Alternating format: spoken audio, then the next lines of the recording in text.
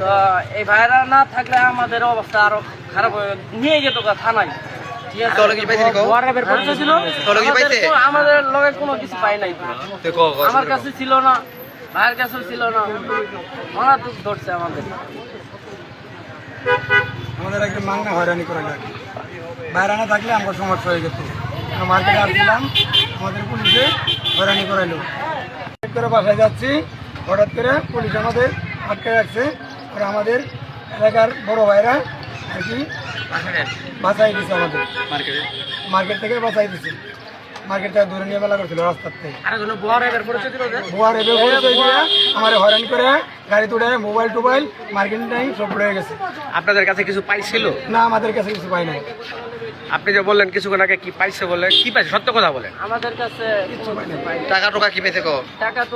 টাকা আমার পকেটে হাত দিছে, টাকা টোকা কিছু পাই না। পরে মোবাইলে নিয়ে গেছে গা, আর শপিং ব্যাগ কটা আছে, শপিং ব্যাগ গুলো নিয়ে গেছে। তো আপনি কোনো রিকভারি পাইছে? আসসালামু আলাইকুম ভাই। রিকভারি পাই না।